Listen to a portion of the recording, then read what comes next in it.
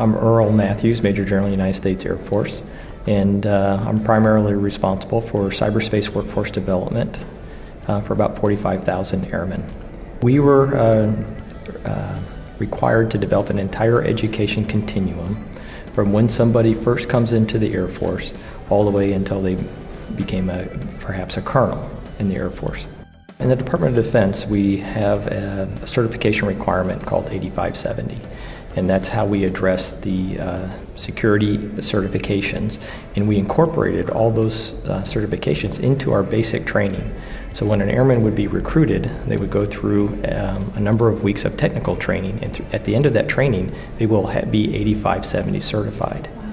And then for the officers, when they would also receive those certifications, but then they would also go on to advanced network warfare training. And then after that, we built a continuum for Cyber 200 and Cyber 300, and now we're in the process of creating a Cyber 400 level training for our colonels. I think the GISLA recognition is important.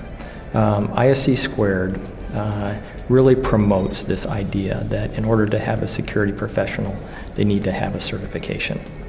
And so for our organization and for the people that are going through this training, I think it just provides a little bit more incentive for them to work a little bit harder and to know that life is about a continuum of learning. And so the continuing education requirements that these certifications require are going to be important for them to do their job.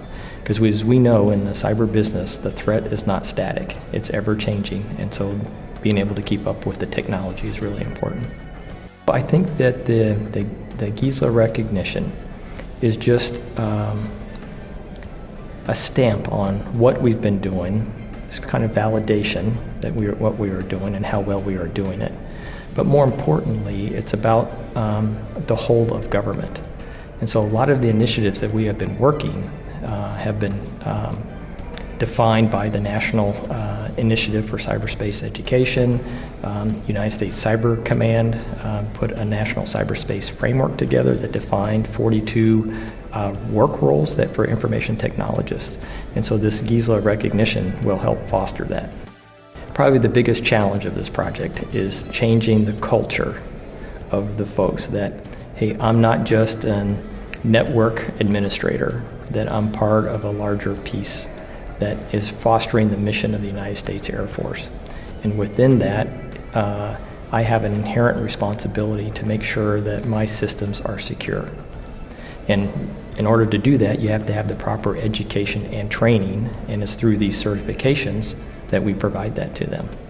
Now, to me, the biggest surprise of the project as we were working this is the collaboration and the willingness of outside agencies to really help us formulate this. So that not only included, the Department of Homeland Security, the National Institute of Security Standards, the United States Cyber Command, the National Security Agency, and we all came together to start, especially for our civilians, and saying, here are the requirements that you need in order to be designated a professional in this area.